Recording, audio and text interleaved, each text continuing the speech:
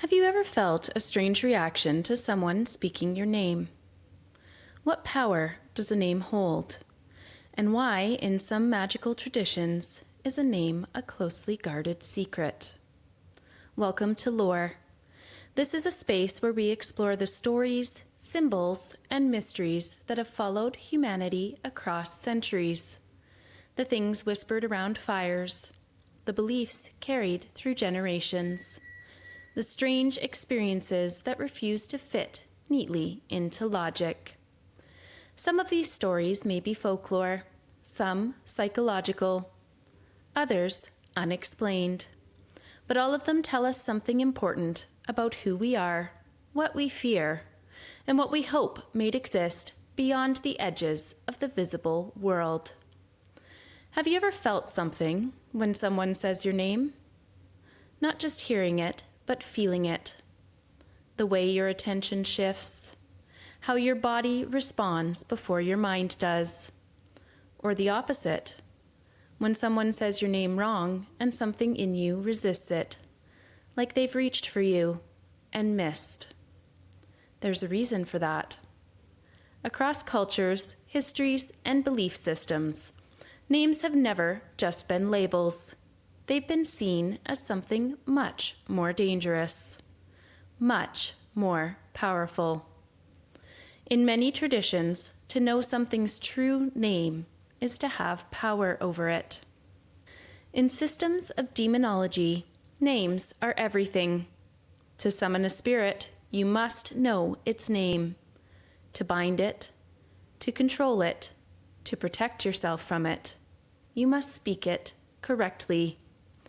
The idea appears again and again that a name is not just what something is called, but what it is. A key, a tether, a point of access. This belief isn't limited to demons or spirits. It shows up in folklore, mythology, and religious texts across the world. The act of naming something is often the act of defining it, and sometimes claiming authority over it. And even now, in a much more modern, much more rational world, we haven't really let that idea go. We've just changed how it looks. If you've spent any time on TikTok, you've probably seen it. Spell work, manifestation rituals, energy practices. And one of the most common elements? Names. Writing a name, speaking a name, focusing intention through a name.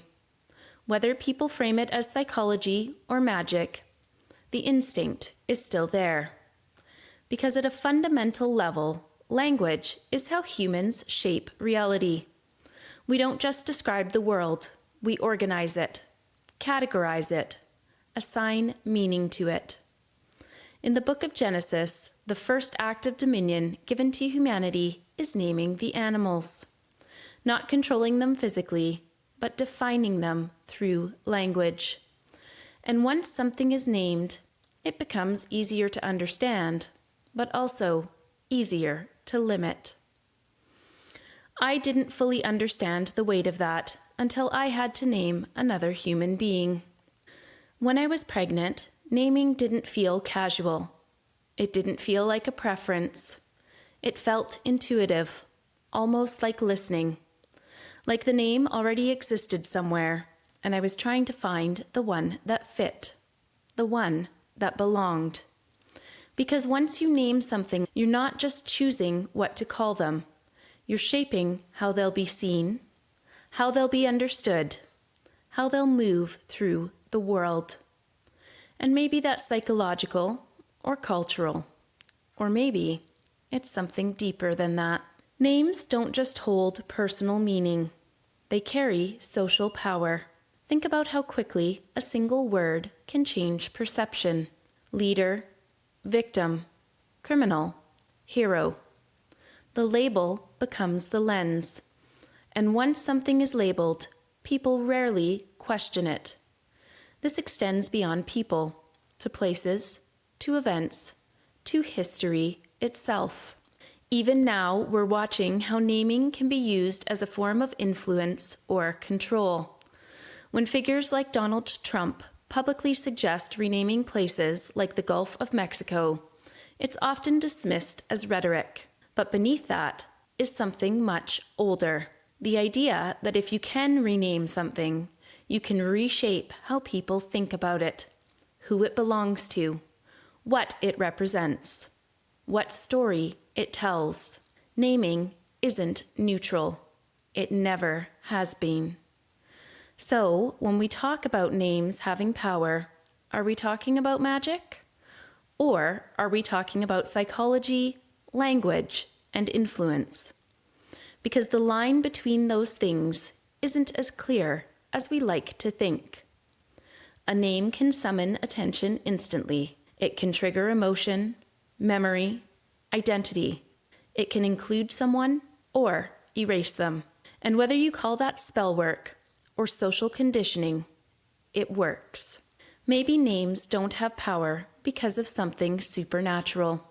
Maybe they have power because humans believe they do. And belief has always been one of the most powerful forces there is. Or maybe there's something older woven into language itself. Something we've carried forward without fully understanding. Because even now, after all our science, all our logic, all our attempts to explain the world, we still feel it, that subtle shift when our name is spoken, the sense that something has reached out and found us.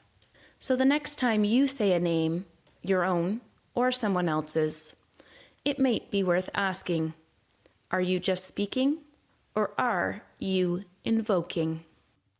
Do you need support with your audio and video editing? Wolfsbane Media Solutions offers this and more through our business consulting services. You can find us on the Blood Moon Radio website underneath the Wolfsbane Media Solutions heading.